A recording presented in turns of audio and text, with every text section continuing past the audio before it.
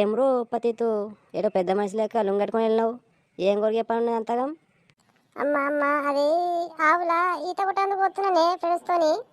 స్నానం చేసి సెడ్ వేసుకుంటే ఉల్టేసుకున్నావో సీదేసుకున్నావో తెలియదు నీకు. నువ్వు ఆవుల పొన్న ఈత కొట్టబోతున్నావురా. పోయి ఈతలు కొట్టి నువ్వు ఒరిగిచ్చేది ఏం లేదు ఈడ. నడు ఇంట్లోకి నడు సప్పదాగా. గట్లనకే అమ్మ ప్లీజే, మా ఫ్రెండ్స్ అందరు పోతున్నారే, నేను ఒక్కొనే ఉన్నాను ఈడ, నన్ను కూడా పోనీయే ప్లీజే.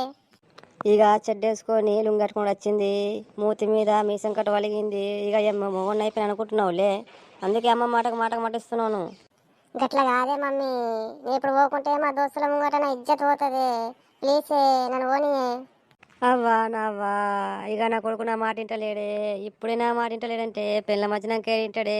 ఈ ఆడ ఇంట్లో ఉంచాడే, పిల్లంతా కొట్టిపించి నేను ఎల్లగొడతాడు ఇంట్లోకి వెళ్ళి. అవ్వా నావ్వా, నా కొడుకు నా మాట అడిగయ్యా. నువ్వు ఎప్పుడు ఇంతే, అటు దింపి ఇటు దింపి పిల్లం కాడికి చెప్తాను. నీ ఈత కొట్టమని పోనీయా, నువ్వు వేడకు సప్పదాకా మునుగు పో. గట్ల ఉంటుంది మరి అమ్మలతో పెట్టుకుంటే. వట్టిన ఆరంలోకి వస్తారా కొడుకులు? ఇట్లుంటాయి కదా ఆరంలోకి వస్తారు, లేకపోతే ఏడా మాట వినరు. కట్లు ఇప్పటి నుంచి మళ్ళీ పిల్లలు వచ్చినాక పిల్లల మాట వింటారు.